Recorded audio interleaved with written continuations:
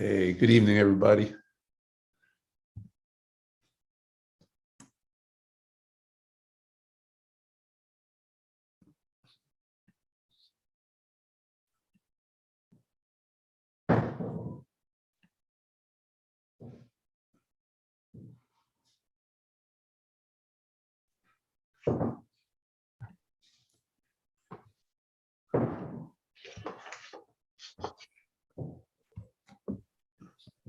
Good evening, Zeke. How you feeling? I feel all right. Thanks, Donna. Okay. All right. So it is 5:31. Welcome to the Trauma Informed Care Task Force. Today is January 6th, 2022.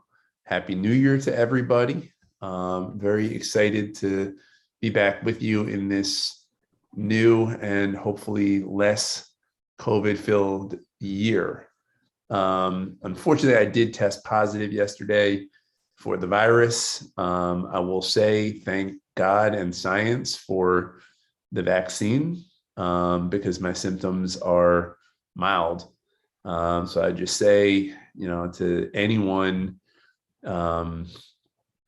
if you got cousins, relatives, nephews who are eligible and unvaccinated, it is a game changer. So, just the more we can do to push right now, because I can tell you, I was talking to a doctor from Hopkins yesterday, and they've had to convert 9 non-COVID units into COVID units, like entire wings of the hospital. That's how filled up they're getting. And their ICUs are completely full. And again, Baltimore takes on a lot of folks from all over the state. So all that to say, virus is deadly serious still, particularly for folks that are immunocompromised and very particularly for people who are unvaccinated.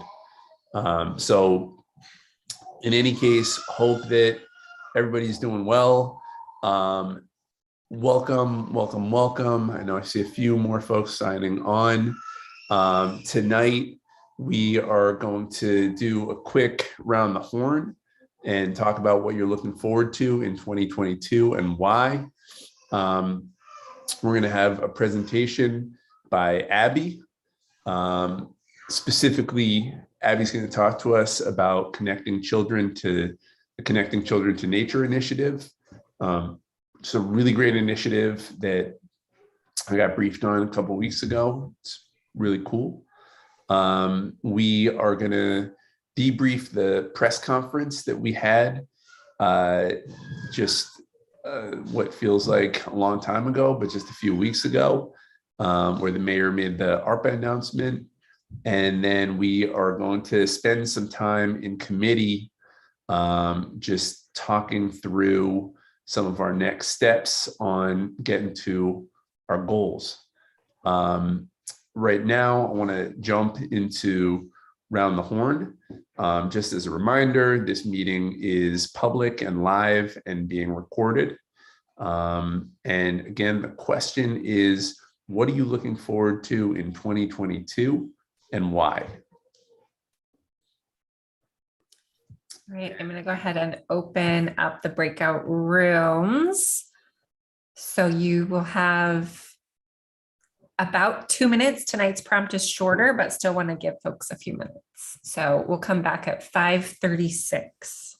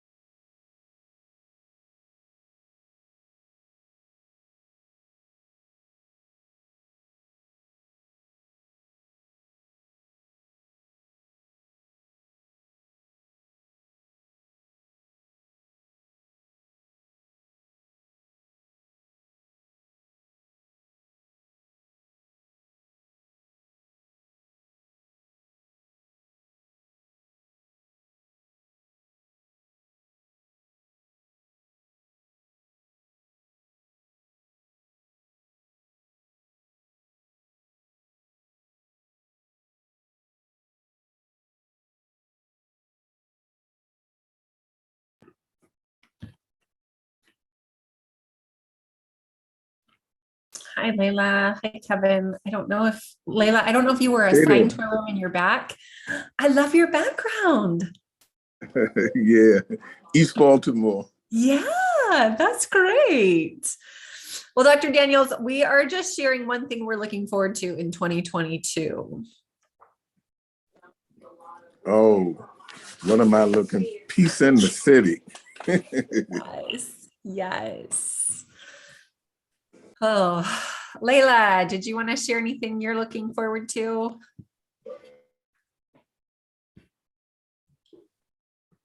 Looking forward to rest. Rest. Yes. Thank you. All right, folks are coming back, but others maybe chatting. So 20 seconds and everyone will be back.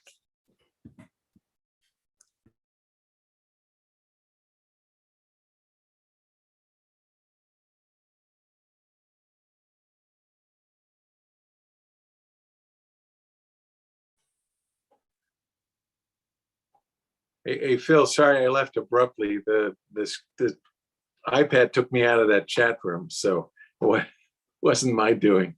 Sorry, Dr. Zen. Hey, yeah, I've got my iPad's on its own today. It's taking control. All right, welcome back.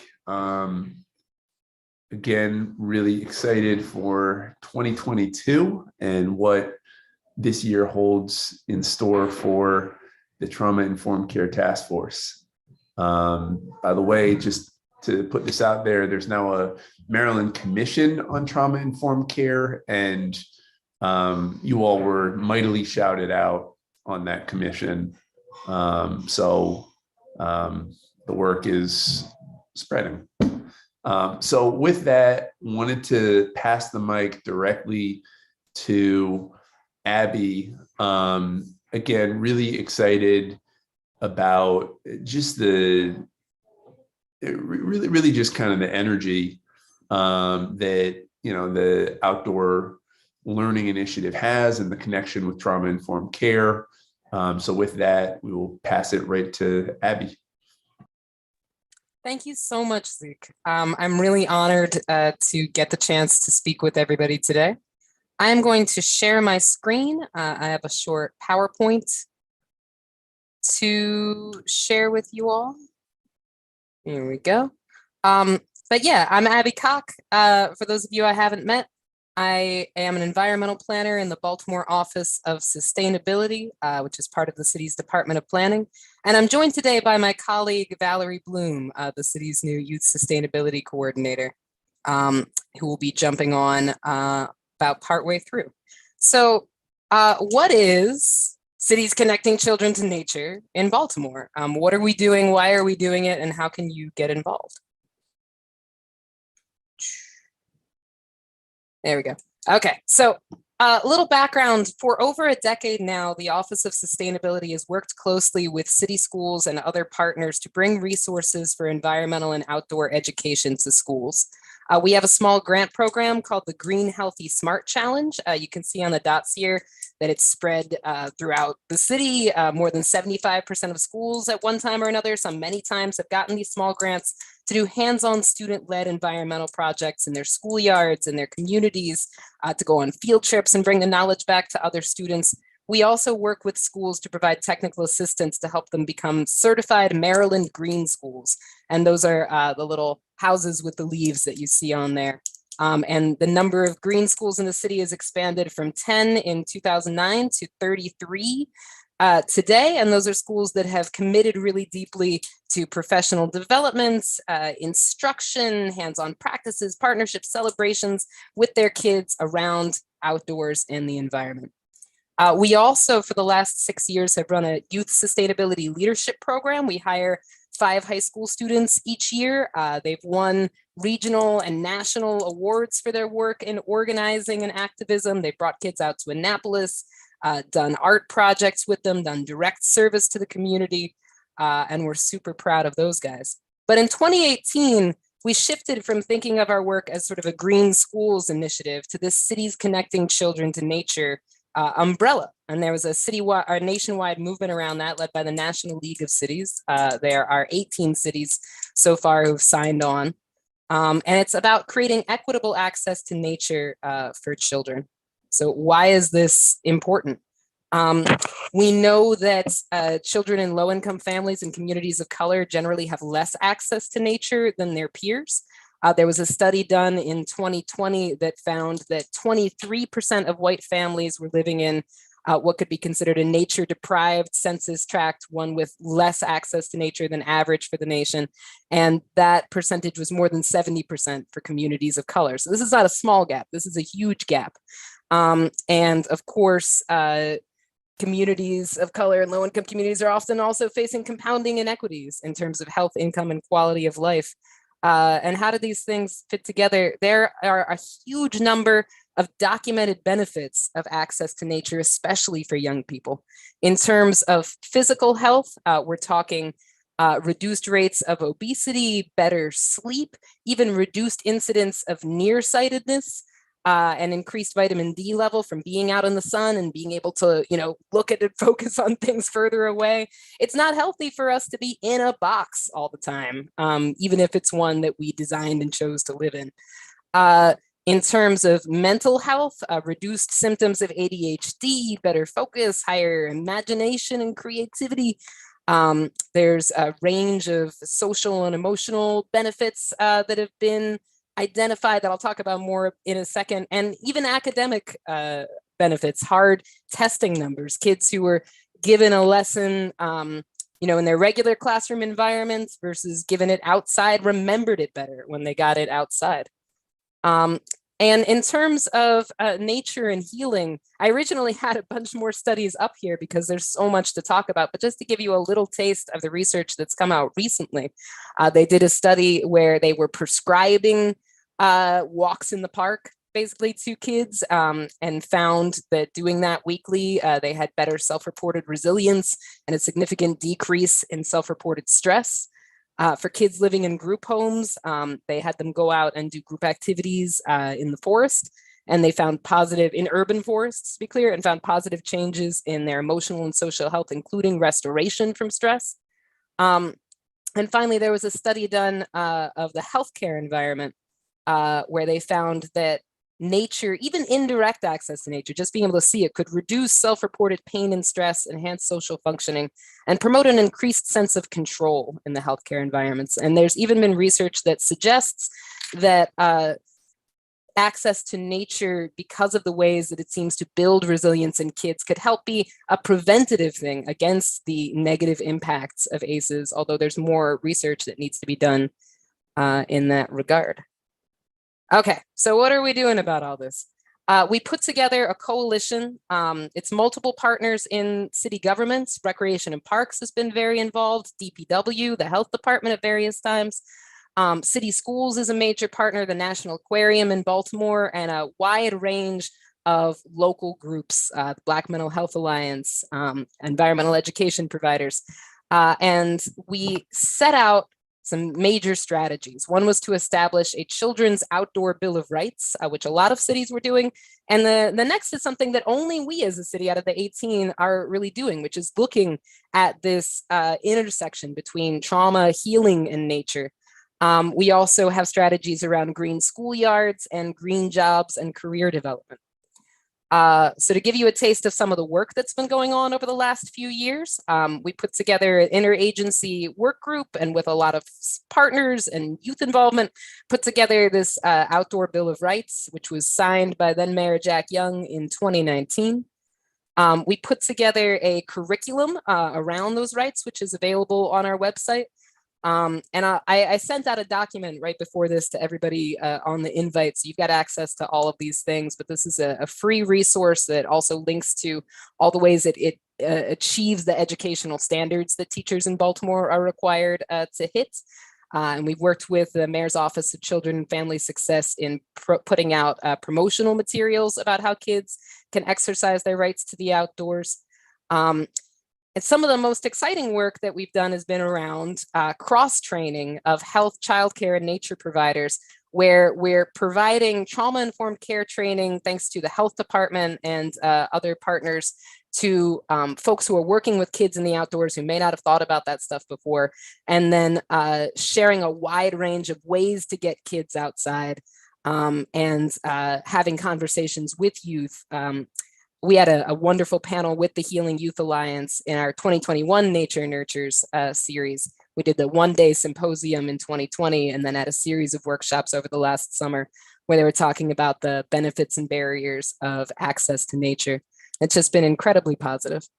We worked with the Black Mental Health Alliance to put together a wellness and environmental book club when schools were shut down last year, where we were virtually going into classrooms, reading books to them about nature and healing and doing activities together. And we're going to be redoing that this spring with an additional partnership with the libraries. And in terms of schoolyard greening, we launched last year an outdoor learning program where we were providing private grants that we had brought in to schools to put together outdoor classroom spaces where kids can go to get a break from masking and also access all these benefits of fresh air and contact with nature that we've been talking about. And finally, in terms of exposing youth to green careers, we've done a variety of activities where kids get to meet scientists and educators in the environmental field. And we put together a guide to green jobs in Baltimore City, what training options are available, where you can go to school for this kind of thing. We've also gotten green careers speakers into the Youth Works green careers panels and some that City Schools does as well. So I'm going to pause for a moment and let Valerie share some of her experiences. Valerie is our new youth sustainability coordinator at the Office of Sustainability. I was deeply involved in all of this work and spent 4 years as an outdoor recreation programmer, taking kids canoeing and kayaking on the Middle Branch. And Valerie, take it away. Hi, everybody. So I guess this is a testimonial of sorts.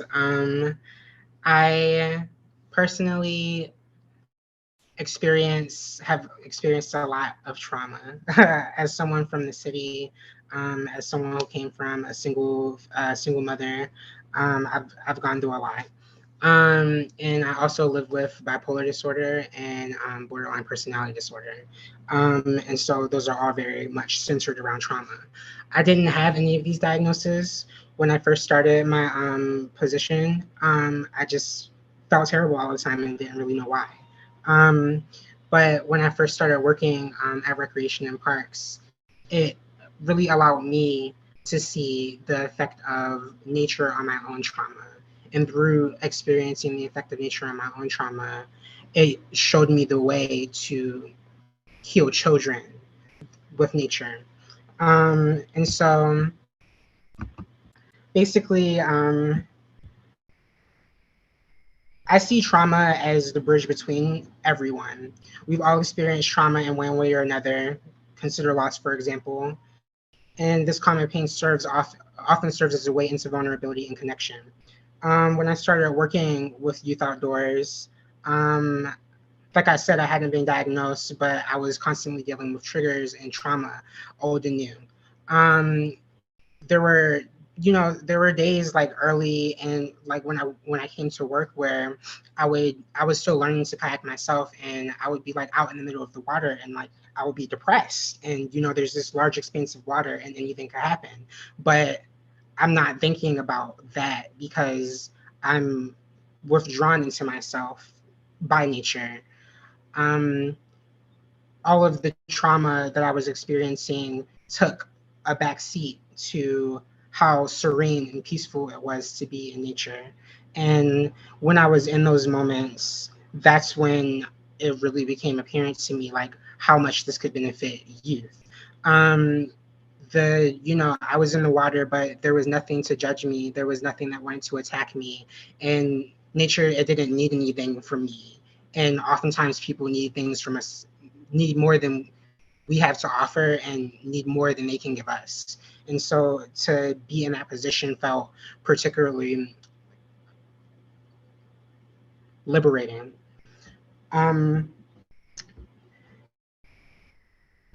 So You know, taking kids out on the water, I did for 4 years, I did Kids in Kayaks, which was a program that connected children from middle schools and high schools all over the city. Besides Kids in Kayaks, we work with rec centers. We took rec center kids out on the water. So there was, and then we took adults on the water too. So for 4 years, I spent the time seeing how each category of people was affected. And the people who came out with the most hopefulness and feeling the most renewed were always the children, because you know the kids would come and a teacher would say that, like, that's the problem kid, watch out for the problem kid. And we would try to get the trips going, and I would end up having to be by myself with the problem kid, like letting them have their own personal experience in nature away from this larger one that the other students were having. And even though they were the problem kid, even though some of the kids might have been bullying them, might have been teasing them at the beginning, by the end of their experience, they really felt like they had done something good with their time. By the time they got back on the ground and they were around their other students, the other students, they had this entire separate experience in nature. And even them, they came from a different place, and they would come back to the kid who that they had previously been picking on, had been saying mean things to, and they would say, we saw that you were back by yourself. Are you okay? Did you have a good time? And like expressing genuine concern for a youth that they had previously been ready to discard of. And so I really saw like how much nature disarms us. And by disarming us, nature allows us to connect with ourselves and be vulnerable with ourselves and be vulnerable with each other. And it allows us to surrender. And I don't think there's many things in Baltimore City that, surrender is the first thing that comes to mind. Surrender in a peaceful way. That's been my experience working with youth. I have, a number of stories, but, and I couldn't think of like one thing to say, but I called my old boss, Molly Gallant, and I asked her what she remembered. And she remembered two things really clearly. She remembered me coming to work and feeling awful and telling her about how I felt like everything was going to collapse in, and leaving work and having myself been renewed from nature. And she remembered me alone with the student several times, just several times, me being alone with the one student who the other kids didn't like, being alone with the one student who just didn't mesh or had their own problems going on. And every time I was with that one student alone, by the time by the time we were through with our experience, I could tell that they were in a sense of peace, that they were in a sense of being ready to open up about what they were going through. And I have consistently seen that be displayed by children having experiences in nature. I think that's my piece. Thank you so much, Valerie. I figured I could share with you all, like the stats and statistics that we know there are physiological and physical and psychological effects happening with nature, but having that firsthand experience is a different level of thing. So thank you so much, Valerie. I really, really appreciate it. I'm going to close out with a little about the opportunities for youth and nature in Baltimore City. We have an extremely extensive park system, 6,000 acres of parkland with a huge amount of waterfront to explore, really extensive tree canopy and little forest patches all over the place. Gwynns Falls Lincoln Park is one of the largest urban wilderness parks in the country. Between the city government and all of our partners, there's an enormous amount of programming going on that you can tie into. And in that document I sent right before the meeting, I particularly wanted to call out up at the top, I put a link to information about this Chesapeake Bay Trust grant that just got announced for tree planting, because there's an opportunity in there to use it for workforce development. In other words, to hire and train youth to get into these sorts of jobs. And they're specifically looking for small and neighborhood-based groups and for partnerships. And it's specific to Maryland and to communities that are low income and have been impacted by redlining. So they're talking about Baltimore City, and they plan to make a lot of grants here. So please take a look at that. Some resources I wanted to make sure you all knew about if you didn't. In Gwynns Falls Park is the city's only nature center, Carrie Murray Nature Center, run by Recreation and Parks. And they do everything from nature story time to forest preschool programs for families. They go out to schools and rec centers. It's really amazing work that comes out of there. Also in Gwynns Falls Park is the Chesapeake Bay Outward Bound School. And they have an amazing ropes course. They take kids out to the Appalachian Trail. They've got scholarships available. In South Baltimore on the waterfront, you'll find the Aquarium's Masonville Environmental Education Center that has programming throughout the week. Man, you can't see this up here, but Backyard Base Camp and the Free Forest School is what this slide is about. They're one of our partners who really put a lot of work in on the Children's Outdoor Bill of Rights. And they do trainings for childcare providers and educators about how to get their kids outdoors, simple lessons you can do. They run Bliss Meadows in Northeast Baltimore, an urban farm where they do a lot of trainings. And the Free Forest School open to anybody with young children.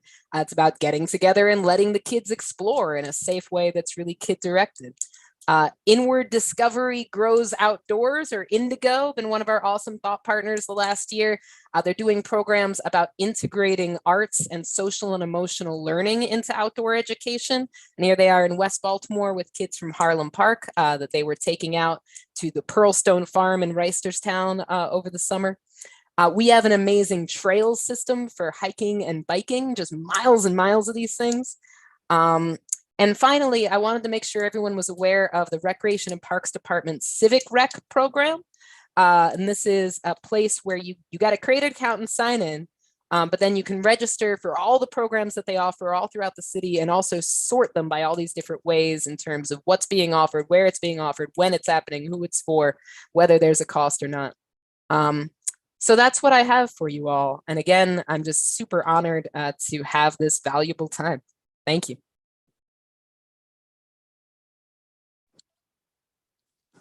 Thank you so much. I know we always do kudos. This Corey. This past summer, I took 10 youth to Patapsco State Park, 10 of my mentees, and they loved it. I'm talking about they loved it. They went on the trails, and the trails were so long. We will get lost and find a trail and then come back and throw rocks in the water and seeing them skip. So in this inner city, this Booker T. Washington Middle School, so a la Harlem Park, where it's this riddled neighborhood. So listen, when I tell you the park system is awesome, yeah, it's awesome.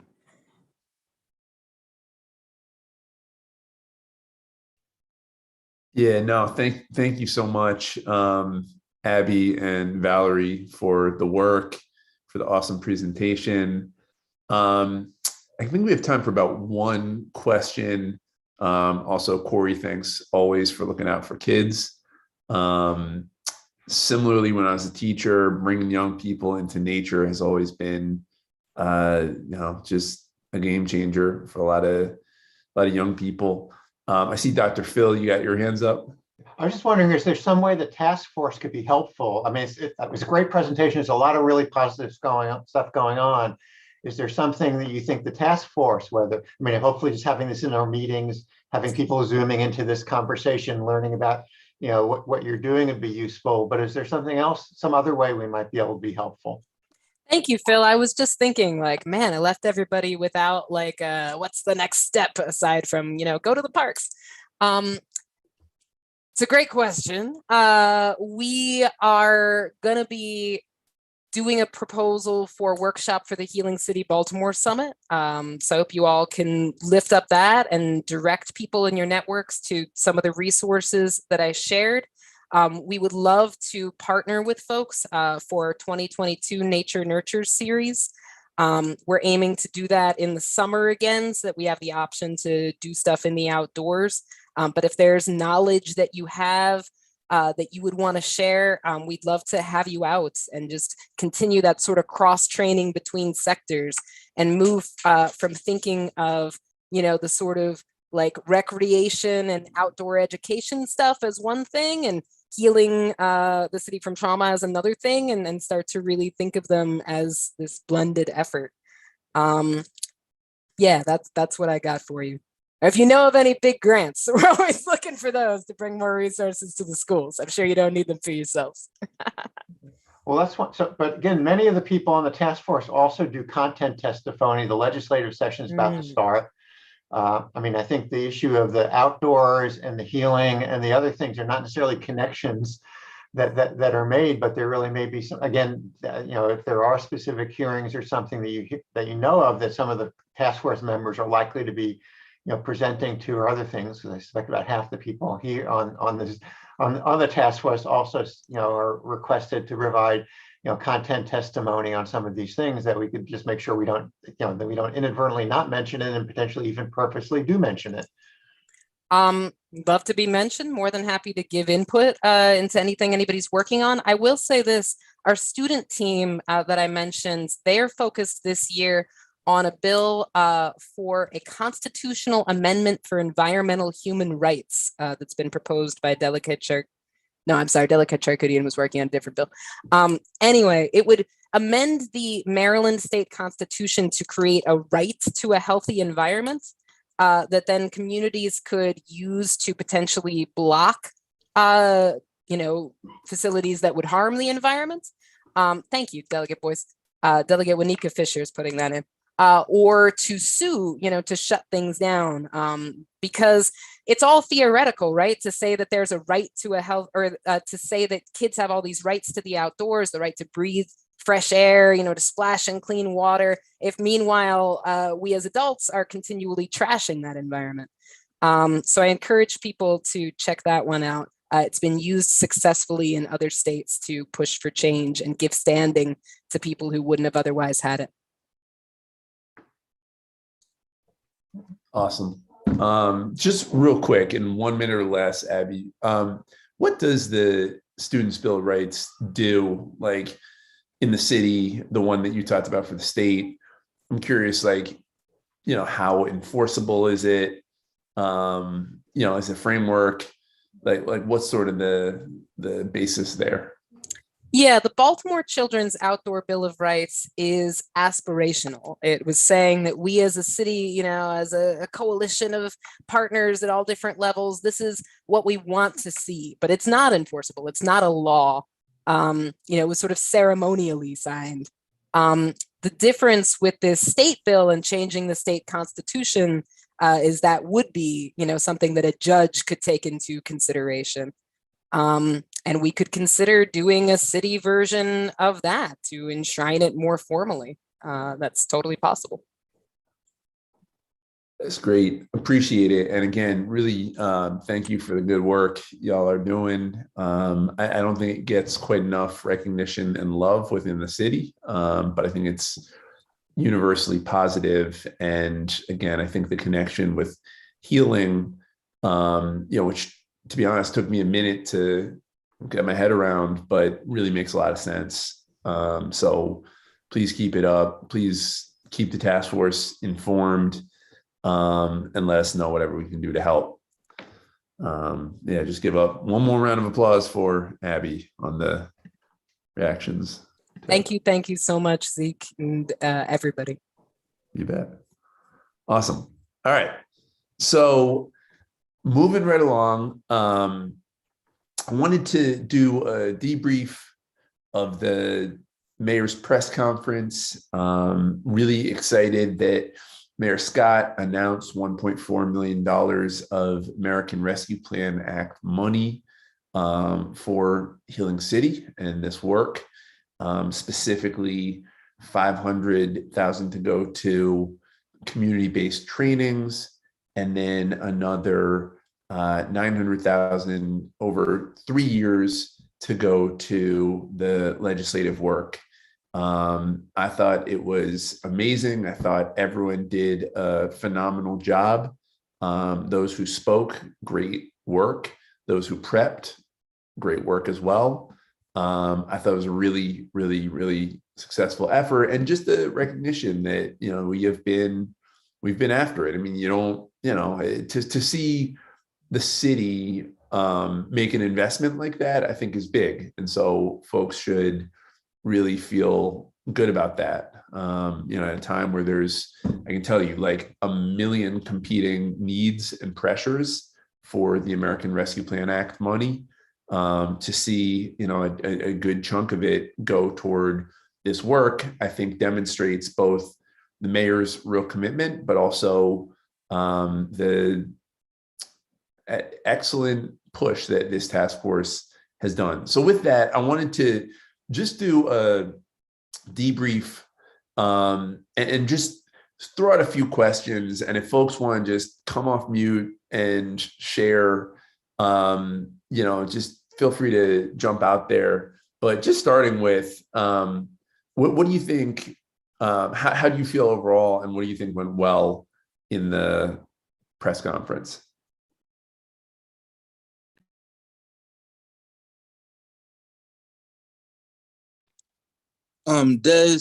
Des from my group, evaluation committee, like Des rocked it.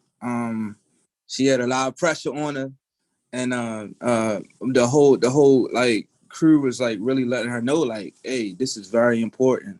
So Mark Jews, myself, Tamar, everybody, like they really owned in, and Des, she rocked it. So I just want to go and give shouts out to Des. No question. Desiree was fire, and props to you all, just the way the extensive prep that I know you all put into that. So no doubt. Maybe one other person on what you felt went really well. This is a Delegate Voice. I think the whole thing went well, and I think we prepared, and so I don't think we need to, dwell on that. I think we can give kudos, but I think the biggest question for me is not, who saw it and whether or not they see what we're doing and therefore understand what we are doing and hopefully want to join in the work, what we're doing, or at least lend voice to more of what we're doing. Because, look, I'm going to be honest, some people think it's just like a touchy-feely thing, and it's like, no, this is real work for a real reason, because trauma is real. And so I'm wondering about whether, who it reached, how much airtime did it actually get, and what are the responses from the people that we were actually talking to versus necessarily, what we think, because I think we think we do. I think we do good work. I don't think we need to, discuss that. We need to talk about really how it affected other people to know what we're doing and how we're doing it, and the change that we are looking to make through this task force. No, so I think that's a great question, Delegate. And I should have sent some of the press clippings from it.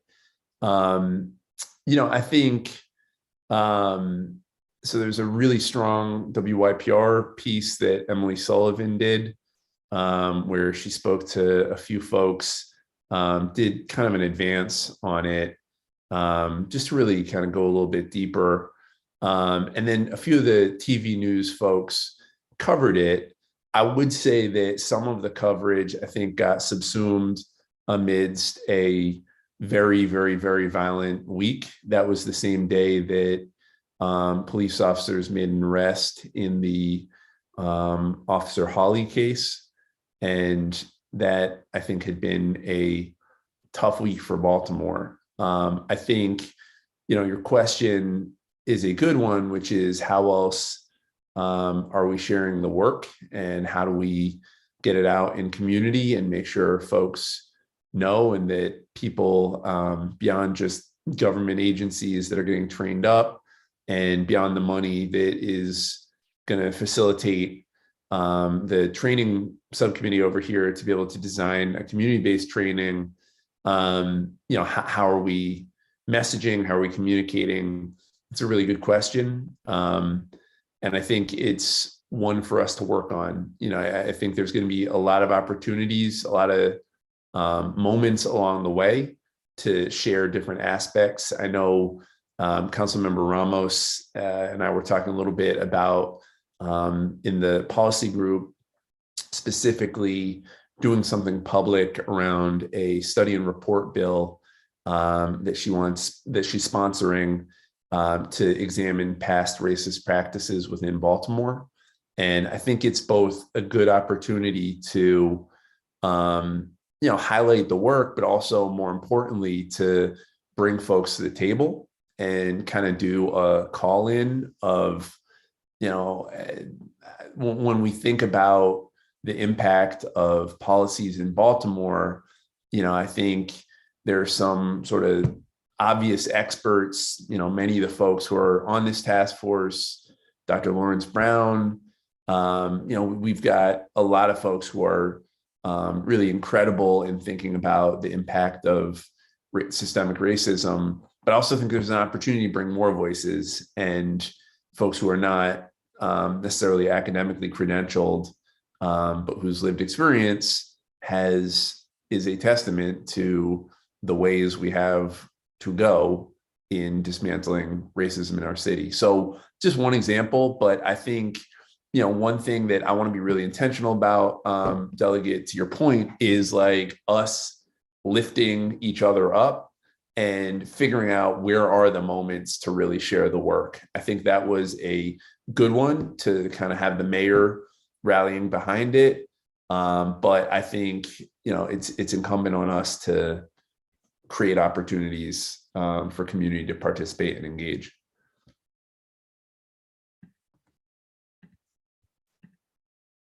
Councilman, just playing off of that and what the delegate was saying, it may be helpful also just in that same spirit.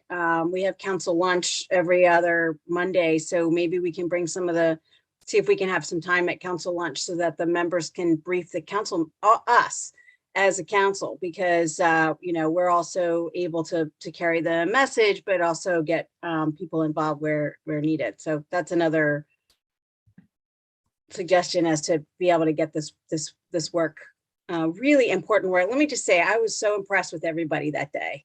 All the speakers were awesome. Everything that I had heard that we were doing just sounded just amazing, even more so, because it was just so powerful. So thank you very much, everybody. That was awesome.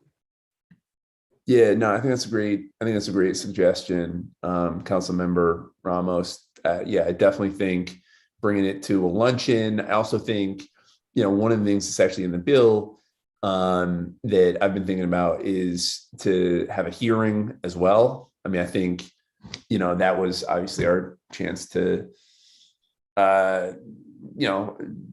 have the mayor kind of see the work, but I think having the council and then, again, just thinking about where are the opportunities to spotlight different initiatives that we've got going on. And again, I also think, one thing that I try to do and would definitely encourage for folks is, there are amazing people all over this task force. And anytime I see anyone in the news or even just doing something and putting it on their own website, I'm committed to sharing it out on my own social media. And I think the more we kind of build off of each other, I think the more broader impact we're going to have. So what were a few things that folks felt excited about to see come to fruition within the different committees? Like what are, in terms of if you could pinpoint something that you heard or something that you felt like, what are a few things that folks felt excited about coming out of that press conference from the various committees? One of the things that I thought was real positive, and it follows up on your earlier question, was when it talked about the training that was going on in the libraries, it actually mentioned a number of people from community-based organizations that were doing the training. I think we need to be moving away just talking about how the stuff that, quote, we're doing as a task force and really highlighting what we're doing as individuals. The people are on here, but if there are also several of the people that were doing the training are not members of the task force. A holistic life, I think. And I think it was really very positive to really highlight and mention them specifically, because there are a lot of groups in the city that are doing these things. And I think, again, the opportunity to be pointing out whether in some cases it's a neighborhood that really stepped up. I mean, I think and I mentioned this to Zeke, I think we missed the opportunity because with some of the terrible things that went on, there really was a lot of action from the neighborhood people coming up and stepping up and trying to reduce the violence and do some healing and things. And again, some of the people on the task force also were involved, but there were, really significant things up around the Southern Baptist Church and with the 13-year-old who was murdered. I mean, again, the events are horrific, but the fact that there was an outpouring of support and not orchestrated, I mean, just a natural outpouring, really sort of reemphasizing that there really are these assets in Baltimore City. There are these people that are the first responders that are doing these things, the block moms, the coaches, that are really the glue that holds our neighborhoods apart. And I think I think the discussion of bringing them in to do some of the training of the library was good. I think again, when there's these incidences, not just because again, I think as you said, the focus is always on the bad thing that happened. And again, it's, the good stuff, the responses to the healing and other things, not that it prevented it, but I do think those things also prevent the recurrence or the retributions or other things. And, being able to use these again as opportunities to highlight the positive, as you were always trying to emphasize, the positive things that are going on. Not just again. So I think unfortunately, and again, as you said, the mayor is very supportive of this. I think the state attorney is all the groups are very supportive of it. Certainly the council people in those districts are very supportive about it. And they often are the people who best know the block mom or the person who, or the minister from that group that really just stepped up and did a lot of healing. No, that's a really good point, Phil. And, I think the thing, to your point, that has been most encouraging in this work is like Baltimore already has everything we need. Like we've been looking around at like who's best positioned to, do a thing on mindfulness. You've got it. When you're thinking about grief and loss, we've got it. When we're thinking about, we just have so many assets, so many amazing people in our city, figuring out how to lift them up and utilize folks' talents and gifts and celebrate them, I think is critically important. So I think that's a really well taken point. Anybody else want to jump in on go ahead, Negan. You want to expound on that? Sure. I was just thinking that maybe going forward, unfortunately, we know that the likelihood of us having some other kind of traumatic, some kind of event that is going to cause community trauma, that maybe within the task force, we make a commitment to have, like when there are going to be these press conferences, that we kind of show up, somebody shows up with the information about what community is doing. Like, okay, this particular thing happened. We Are Us showed up and walked the neighborhood. These folks showed up and provided grief counseling to the family and to the community. This, that, or the third was done. Like, these are the trauma resources that were deployed in these particular incidents. One, because it does highlight the folks that are doing the work. It shows the connection between the work that we're doing and the healing that's happening in community. But probably most importantly, it helps to remove the notion that no one's doing anything, that policing is the sum total of the answer. And it helps to keep down that secondary victimization that happens. So it's one thing when you experience a traumatic event, it's another thing when the community or the government or mishandles a family, a community, or a neighborhood when something happens. So that was my thought. No, I think that's a really good point and really good idea. I wonder, so two things. One, I'm curious, what does that look like? So like if there was a traumatic incident, if there's,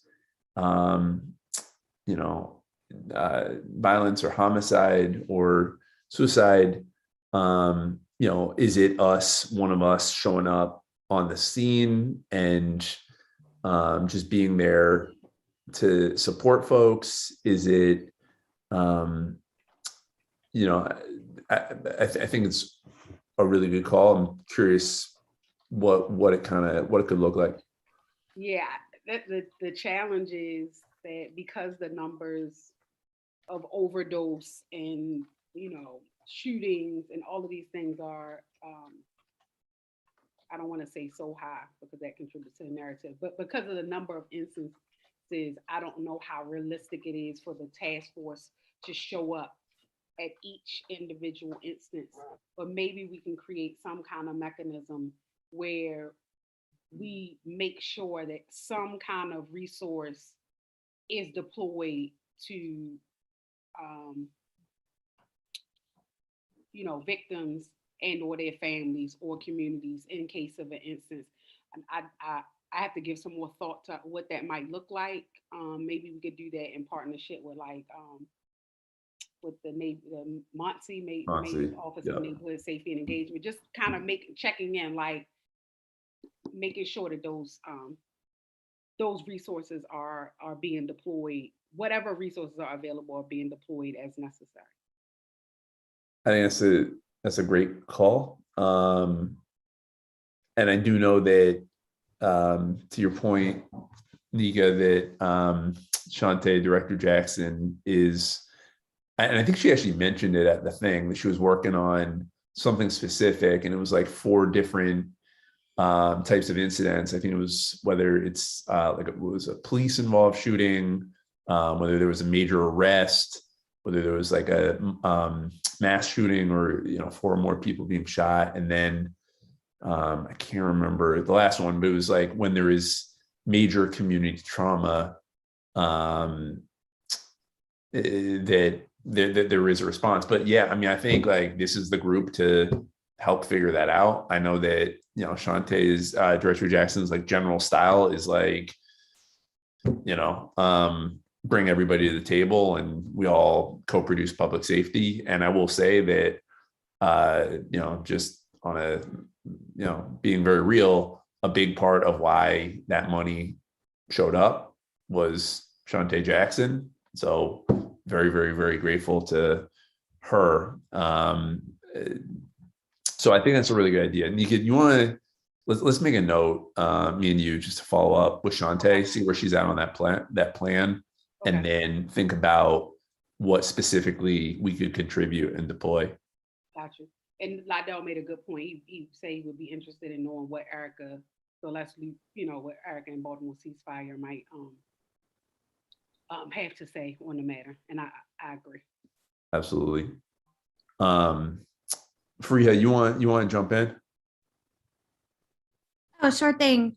So for those of you that know me, I'm a special education teacher at Utah Marshburn Elementary, and the school board is voting to potentially close my school as well as some other schools on January 11th. We're simply requesting they postpone the decision because a pandemic is definitely not the right time to be permanently closing school buildings. Everybody is, the pandemic has upended all of our lives, and our students and staff and community really just deserve some sense of stability right now, rather than closing our schools and ripping us apart and sending us in 3 different directions. So I'm going to put a petition link in the chat box, and I'm asking if all of you to read it, and if you support it, please sign it, and feel free to share it widely within your networks. Thank you. Fariha, is there going to be public testimony at that at this particular hearing, or is it just going to be the decision?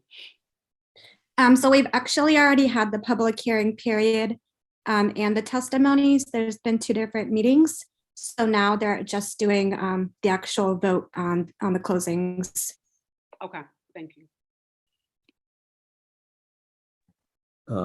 Yeah, no, I'd be happy to personally support that. And I know that in the past, I taught at a school that was closed after my first year, and it was extremely traumatic for the students, the parents, those of us that were on staff. I mean, it just felt like a real failing and a sense of abandonment of kids who were relying on that place for safety and relationships and all the rest. Just really sorry to hear that, and whatever we can do to support, we definitely got you. I'm just curious, as it relates to this and to other things, as a task force, can we take official position on things like this? Is it, and I'm not saying that we should or shouldn't in this particular case. I'm just saying that maybe this is another way to kind of engage in the work, is when these types of things come up, that the task force takes a look at them and make, if it is in the purview of what we can do, that we take a look at them, examine them, and have an official position as a task force, because I think that might bring some weight to situations like this, or whatever else. Yeah, I mean, I think we can. I think we would want to develop some kind of small d democratic process to figure that out. I think that I would like just not want to do like mission creep and be weighing in on should I don't know, I got COVID brain, I can't think of anything. Should kids be wearing seatbelts in cars, or like something that's not germane to the work of addressing trauma. But I think if it's within the purview of what we do, I don't think that's a bad idea. I really don't think advocacy is outside of the realm of what this task force should be about. I mean, I think it's sort of built around advocacy. So, I think, we should do some thinking on that and think about like what that process would look like. But I think having being able to write a letter and also just explain like why something like closing a school in a pandemic really could exacerbate student trauma, I think is important. So yeah, I'm with it. Let's do some thinking on it. All right. So with that, again, really appreciate how everybody showed up. It was awesome to see. Definitely from out of this debrief, just a few takeaways, following up on the conversation with Shantae about what the response to traumatic incidents could look like and what role we could play.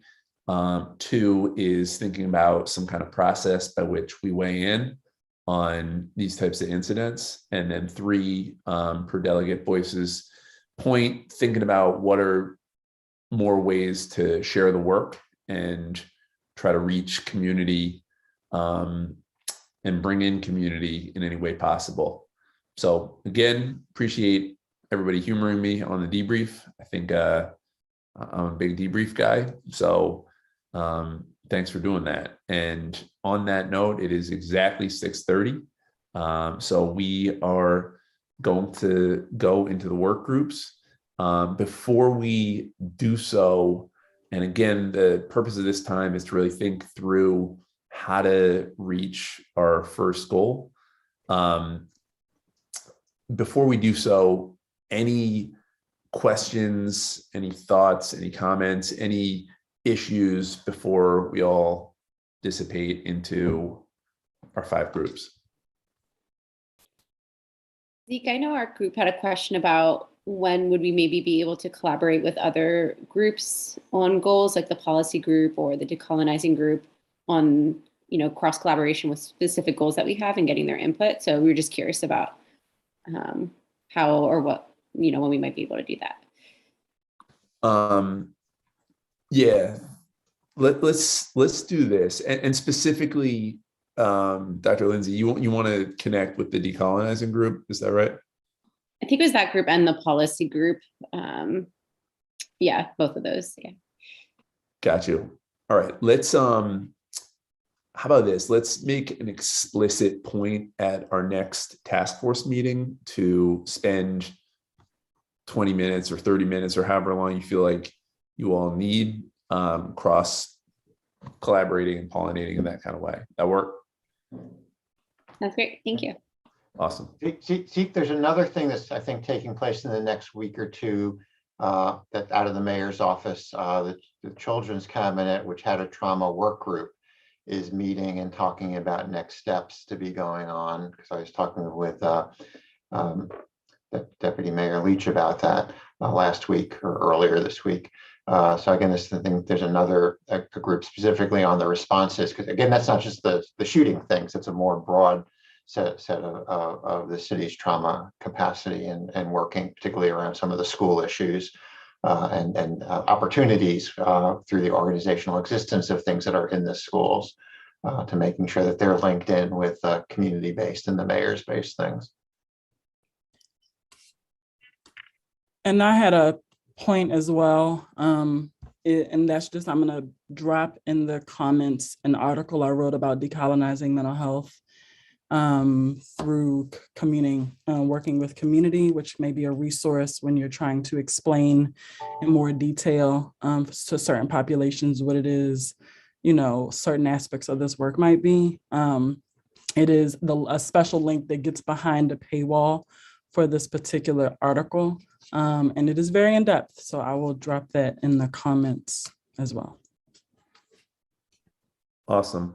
Shauna, two things. One, cool if I email it to the task force also. Yep. And then two, cool to share it publicly on social. Do you think? Outstanding.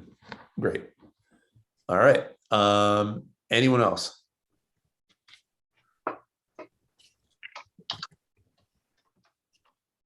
Did want to say one more thing actually before we jump in. I know we got a bunch of teachers in this group. I know this is a really tough moment. So just want to say really appreciate you all. I know going back to school with all the tension and anxiety of the rise in cases of Omicron is I think feels pretty terrifying for a lot of people. So again, just want to say to Teresa and all of our teachers, Fariha, Brendan, everybody, just really appreciate you and thanks for what you do. All right, so with that, and if you could put us into our groups.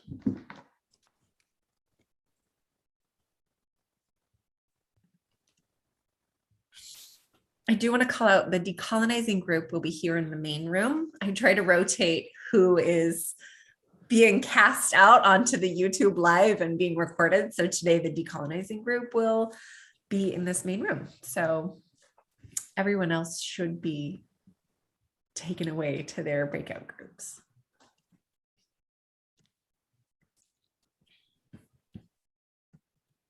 And Zeke, I have you in this group to start.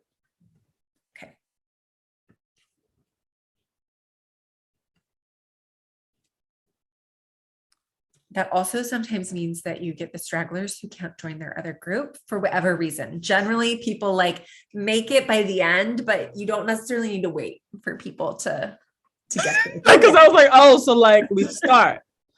Like I don't think I got an invite to join my group. And okay, Colby, let me see if I can get you. I have you in the medical group. Is it because I'm joining on my phone? I don't know. I'm going to move you. You know what? I'm going to move you, and then I'm going to try and move you back to the medical group. So see if that prompts. Okay. Sorry. No, I'm just sorry to use the decolonizing time like this. Decolonizing groups time. Colby, you get to stay and chill in here. We have snacks. Oh, I wish I had snacks. Oh, here's the group, so I'm gonna jump out. But good luck, y'all. All right.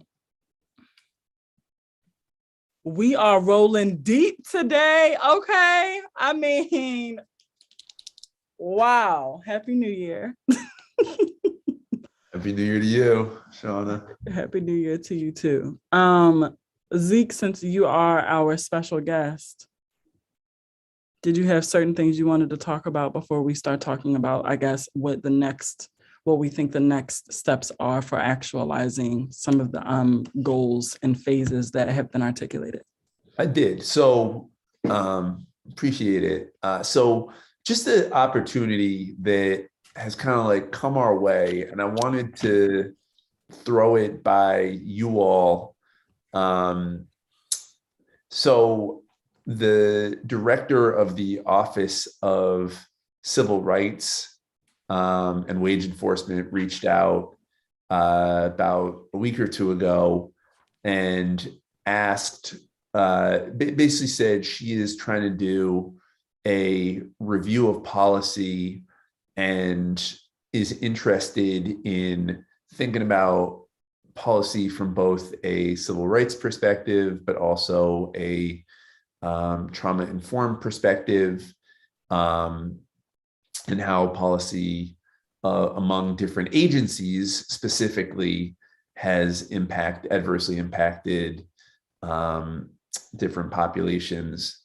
And I sort of thought about this group, and I think to me there may be a connection with the toolkit that you all are trying to develop. And specifically, I mean, I think one, for anyone who knows, I don't know if you guys know Dana, but she's great. Really, really, really just thoughtful person. But I think I think there could be a partnership there. I'm supposed to talk to her about it. She and I have just like texted back and forth. And did we set that up yet? I'm supposed to talk to her. No, we've sent times back and forth, but so hopefully next week. But we're supposed to start sometime next week. But before doing that, I wanted to talk to you all and, just think about one, is this a good idea or am I off here? And then two, what could that look like? Because I think see some overlap in where this subcommittee is heading and where I think Dana is trying to head as well. But I want to, obviously y'all are the group, so you tell me. So I guess one, is that a terrible idea? And then two, what could that look like? So Donna or David, if y'all have stuff to say, just letting you know, just talk over me because I got it. Go ahead. Go ahead, David. Well, first and foremost, Happy New Year to everybody. Zeke, I don't think you're off base. I think that's a great idea. Those are the opportunities that just personally from my standpoint as being part of this task force, that's to me the end game, if I'm going to be quite honest with you. We know that anything that we are trying to generalize in this city is going to come through policy or intervention. So getting to one or the other this quickly is great as far as I'm concerned. The way that I will, and just off the top of my head, would immediately want to pursue it is to look at the bill itself. I learned that from a state delegate. When in doubt, look at the bill, look at the law. So what does the policy actually look like? And when we look through the context of both trauma and I'll say sociodemographically based trauma, so race-based trauma, gender-based trauma, gender identity-based trauma, all those different demographics that we can break it down. The fundamental question that I'll have is what is being left to interpretation? Because if it's being left to interpretation after reading the bill or reading the policy, then it's going to be left to interpretation when it's implemented. To me, that's the fundamental difference in a bill or a policy being equitable. It has to be in writing. Because when in doubt, you go back to that policy, you see what it says, and you leave nothing to interpretation. That can be problematic. So that's where I would like to start. And certainly I would want the guidance of the Office of Civil Rights when it comes to reviewing policy, so that I and this committee can understand the context, because that's also important as well.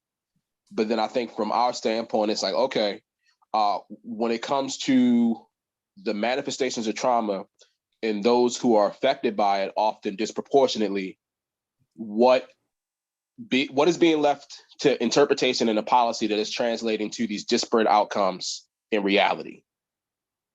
So that to me is the important work. And in my view, and I definitely want to hear from other people, this is one of the best ways that we can start to decolonize trauma. You know what I mean? Going right to the stuff that can be a main or primary impetus for it manifesting in the first place. Gotcha. Donna, did you have any reflection? I agree with what David said. That's put it in black and white. Let's write it down and see what it looked like and the effects that's going, we're trying to get out of it. But yeah, can't say it as fancy as him, but what he said. You got it. What he said. I appreciate that. Thank you. So I agree. However, the process, I'm a process person. And so when we're thinking about that latter part of what you asked Zeke around, like, what would that look like? We know that initiatives like this take time, right? Like, it is a long haul activity. It isn't something that happens after just a couple 2-hour sort of like strategy sessions around assessment. And what I know, what I've learned in engaging powerfully with this task force is that the function of the goal for the first 6 months around creating guidelines as outlined in our goals was not only to create the toolkit itself, but to ensure that everyone in our committee and the task force understands what it is we're doing from a concrete perspective. And that also is related to when committees come and are seeking insight, right? So it could be committees seeking insight or organizations seeking insight, ensuring that no matter who is here, that we have the necessary foundational sort of knowledge and resources to be able to do it functionally. Like, I think theoretically, we need to do it, yes. Functionally, when I'm thinking about a timeline, I'm like, sure, we need to do that. And in order to be well prepared for that, there's certain aspects of the toolkit that I think we would need to have complete to ensure that it is as beneficial as it needs to be for the institutions we be holding space for. And so the short answer is yes, Zeke. And let's have those conversations while also being transparent about we're in the beginning stages of some of the foundational work we need so that we can hold the weight of that kind of outcome. Yeah, no, I mean, that makes sense. So in other words, like, we're kind of still early on, we're still developing our own stuff internally. And so just to kind of be mindful to. Just mindful. I do want to say, and not to cut you off, Zeke, but just because I think this part is important too, is that in alignment with what David said, I also think that sometimes working backwards, so to speak, is how things like toolkits can be created. So for example, when David said, let's see the bill, let's learn about how to do that assessment, even that, as long as there's a recognition that we are building as we're moving, that might allow for a really powerful partnership where we become stronger and more effective as supporting organizations, because while we were building, we were also in this back and forth reflective kind of activity with the Office of Civil Rights and Wage Enforcement, right? I hope that makes sense. So I'm not saying that like, oh, we can't start it until we get finished, but as long as folks are clear about where we are and that things will be tweaked over time, and the way that we offer consult would shift over time as well. Yeah, that makes sense. So how about this? Oh, go ahead, Davis. Desi, you come up. No, not. I don't want to belabor the point, but I agree. I think I have enough confidence in this group to fly the plane as we're building it, to use that analogy. We're not starting necessarily from square one, because I think there's a plethora of insight and knowledge and application that's already been exuded within this group, so that we are a little bit further than perhaps we want to acknowledge ourselves, and that's fine. Let's be modest. So I see this as an opportunity, almost like a practicum of sorts, and maybe that's because I'm teaching a practicum, but we have this opportunity to start to apply the knowledge that we already have in a real world setting. And certainly with your guidance and the guidance of the Office of Civil Rights, we'll be able to obviously have those teachable moments, learn from those teachable moments, and continue to refine this approach. But to me, I always felt that the hardest part of this was, when will we get a real chance to do some stuff? We got a chance to do some stuff. And I don't want that opportunity to slip. And again, we may be in the beginning stages, and this is definitely an iterative process, but we know enough to get started. And usually for me, as someone who's still trying to lose weight, the hardest part is starting. So I think once we get going, we'll be all right. Gotcha. Yeah, and I like the analogy of a practicum. I think, look, I think this is definitely an opportunity to apply the theoretical to city agencies, and to do so in partnership with the Office of Civil Rights, which honestly has been not a terribly high performing office, at least since I've been in city council until Dana got there. I think there's just been a lot of flux and a lot of changes in leadership, and a little bit of lack of clarity when it comes to what the mission is and what they're supposed to be doing and what does it look like and all the rest. So, I think the fact that she reached out definitely says that she's looking to build with us. And, I think the point is well taken that we're still kind of early in the game, but, I think this could be a good real world test case for us to look at. So with that, I think next steps for me is to have an initial conversation with Dana, and just essentially communicate that we are interested in some sort of partnership, that we're pretty early on and want to be mindful of, we're still building the plane while looking to fly it, but that we would be down to potentially partner up and work with the Office of Civil Rights. And then I think the next step from there is probably to bring Director Dana into the group directly, and just sort of like, what's her vision, what's our vision, and see how we can mesh together. Does that sound right? Yeah. Yep, that's it. All right, great. Fantastic. Well, that's settled. All right. Rock and roll. That's all I wanted. Okay.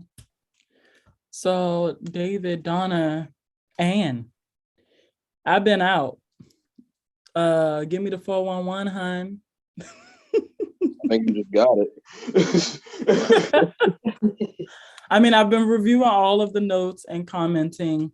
My understanding is we need to get concrete into and actually start actively working on the aspects of the toolkit for these next 6 months. Is that correct? I just don't want to act like I know. Yeah, I mean, that sounds, I'm sorry, not to cut Ann off, but I think that sounds like the next steps. And with this opportunity, we don't know how long it's going to take for it to manifest, of course, but with this opportunity that Zeke has presented, I think now we have, for the time being, a concrete orientation that we can focus that toolkit towards. You know what I mean? Again, as a test case, so to speak, like Zeke put it. So that's kind of how I see these next few months evolving. Okay. So I'm taking a look at our action statement document, and I am on, I don't know what page this is. We should number these pages. I will. I'm looking at goal number 1 around we have 2 goal 1s. the first goal 1 in red is review already established frameworks of decolonization. And the other goal 1 is identify the common characteristics of colonizers. I'm wondering how we'd like to use, how long are we here? For 10 more minutes or something? How long are we here? 10 more minutes, okay. All right, cool. And so I love it. so my thought is to, you know, for us to hammer down on those 2 goals. And I'm wondering if we might title another, oh, thanks, whoever, did somebody just put the numbers in? Thanks, look at you, and you know, listen, right here, right now. Okay, so perhaps on page 7, right, we can go ahead and make a page 7 and begin to coagulate resources that answer those 2 questions. So for example, I know David, like you have access to academic resources. Donna, I know we Googling out here. Okay, we YouTubing out this piece, right? And so I'm thinking if we could task each other to contend with finding resources to answer those questions and putting them all in one place over time, so that we can start to figure out how we want to conceptualize these concepts for the toolkit. What are y'all thoughts about that? Where did you get that information from?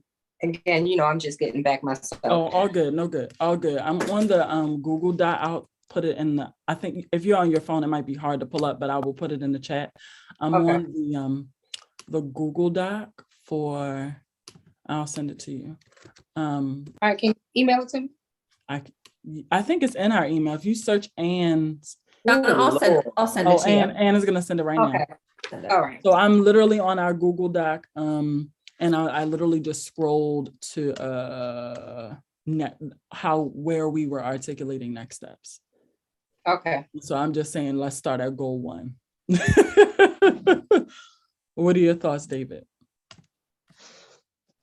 So I'm not able to pull it up because I am on my phone, but that sounds fine with me.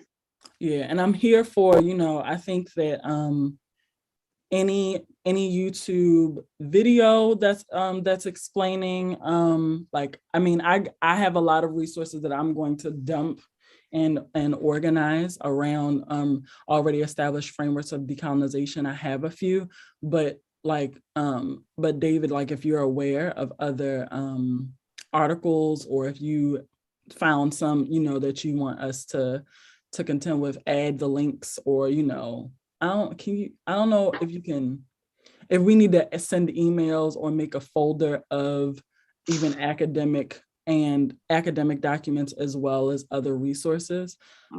Just that way, literally in our next meeting when we're working together, we can start to comb through it. And in the meantime, we can say, I really resonate with this, I don't really resonate with this, or this part needs to be teased out.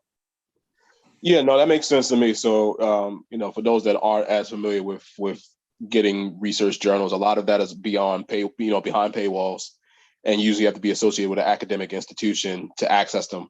Fortunately, I have a few of those, so I can definitely research major databases. Now, I guess the question, Shauna, is do we want to? So I was really kind of focused on what colonization already looks like. I'll look, you know, that's just, I don't know, this just stuck out to me. That's very interesting. So for me, are we just looking at it in general, the notion of colonization and decolonization, before we add the context of trauma? Or do we already want to look at those 2 terms through the context of trauma specifically? I think the first thing you said is good. Look at it, just look at it in general. Okay. That's what I think. I agree. I think we need to get down to the foundational pieces and the resources that'll help us do that, because because I mean, honestly, I'm like, okay, I'm still trying to figure out what decolonization is. You know what I mean? I thought we had broke it down, the language down in layman's term. And okay, I went to sleep, I woke up and I'm like, I still didn't get it. Yes. So getting that, you know, so while I'm doing here, I can articulate it. You know, I can't articulate something that I'm not clear about. Yep. And that's for, you know, for people who just that's not our thing. You know what I mean? Like, we never walked around and talked about decolonization. You know, hey girl, did you hear about the decolonization down there on Pennsylvania Avenue? What? You know what I mean? So yes. Let's look at that first and break it down in layman's term again, you know, so we can all be on the same page to be sure everybody's getting it, such as myself, and not just, you know, here saying, okay, I attended, but I want to walk away saying, okay, I learned something else today. Yeah. You know, so. Yeah. And Donna, when I was thinking about considering that reflection that you shared before, I was thinking, you know, when we're talking about like, what is the behavior of the colonizer, we can even break it down to how does white racism show up in our everyday life? Like, you know, and then like, so if you could focus on that when you're thinking about the articles or personal experience notes you want to add, or you know, a Google search or whatever, and add those resources there. That's how, and that way we can meet in the middle when we meet together, right? How do we? That sounds good. Those things That sounds connect. good. Yeah. Awesome. Bam. With minutes left. Yeah, and just to help make it, you know, simple, because you're right. We get caught up in terms and jargon all the time. You know, Shauna knows this, I know this. The simplest way for me to explain it to people, and that's the whole point of this, is that everyone can understand this. Think about where you had to learn somebody else's story and yours was rejected. Rejected, ignored, disregarded, minimized, mitigated, that kind of stuff. So decolonization would be the opposite of that. Is where can your stories be elevated, empowered, appreciated, all that kind of stuff. That's almost the reallocation of the importance of the story. You know, it's not just the white people's story that's important. It's the Black people's story that's important. The Latino people's story, you know, all that. The indigenous story is important. So we're trying to get to the balance where all those stories are not just acknowledged, but appreciated, no matter how they're presented. Again, the way a Black story may go is going to be different than the way an indigenous story is going to go. That's fine. You know, they're both valid in their own way and should be appreciated as such. That's fundamentally what decolonization is. And what colonization is the opposite of that. Like, you have to learn one story and operate through that story. Glad this is recorded. Right, because I'm gonna forget what I just said. You is, but the YouTube will not. Okay. So yeah. Any thoughts about that, Donna? I appreciate it. I like that. I like that. Thank you. You're welcome. My wheels are starting to turn. Hey. Awesome. So yeah, I think that's our homework. So let's make sure that we drop some things and some resources, some thoughts into our Google Docs so that we can make it real nice the way that you just did, David, for the rest of the city and and the organization. We have 1 minute left. We done. We done on time. Okay. All right, you guys have a good night. All right. Y'all have a good one. I gotta go find some food. I got homework to do. Yeah. Yes. Go on. What, in 2 weeks? Awesome. Yeah, we'll meet again in 2 weeks. All right. Thanks, thank you all. Shauna. All So right. good to see you. Shauna, never mind, we're being recorded. I was just thinking of your dad. So hope he's doing all right. So it's a little worse, but thank you for asking. Yeah. All right, I'll talk to you soon. Yeah. Okay.